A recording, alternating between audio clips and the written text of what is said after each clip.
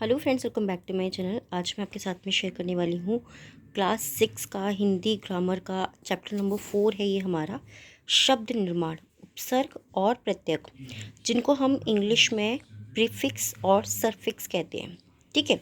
सो उपसर्ग क्या होते हैं? उपसर्ग होते हैं जैसे कि यहाँ पर हमें कुछ चीज़ें पढ़ने के लिए दी गई हैं जो कि बहुत ज़्यादा महत्वपूर्ण है। उप जमा वन, उपवन, औ जमा जार, औजार। तो उपयुक्त शब्दों में वन और जार मूल शब्द हैं, यानी कि सिंपल लैंग्वेज में इन शब्दों से, जैसे कि वन है और जार हैं, इनसे हम और भी शब्द बना सकते हैं। इन शब्दों से पहले उप और जो, ये शब्दांश लगाने से नए शब्द उपवन और जार शब्द का निर्माण हुआ है। सो इसकी जो परिभाषा होती है कि उपसर्ग किसे कहते हैं, वहाँ आप लिख सकते हैं जो शब्दांश किसी शब्द से पहले जुड़कर उसके अर्थ में परिवर्तन लाते हैं उपसर्ग कहलाते हैं। अब देखते हैं, हिंदी में कई प्रकार के उपसर्ग प्रयोग में लाए जाते हैं, जैसे कि संस्कृत के उपसर्ग, फारसी के उपसर्ग, हिंदी के उपसर्ग और उपसर्ग की तरह प्रयुक्त होने वाले अव्यय। संस्कृत के जो उपसर्ग होते हैं वो हमारे इस तरीके से हैं।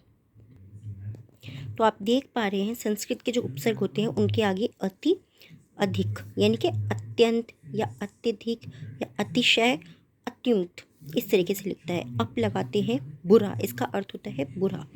अपव्यय, अपकार, अपमान, इस तरीके से।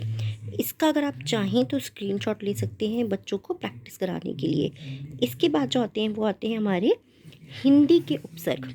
अब हिंदी के जो उपसर्ग होते हैं उनमें होता है अन।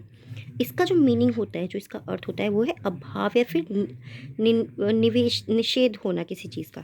जैसे कि अनजान, किसी चीज़ से अनजान है, वो उसको पता नहीं है। अनकहा, अनदेखा, अनपढ़, इस तरीके से। अध, अध का मतलब होता है आधा।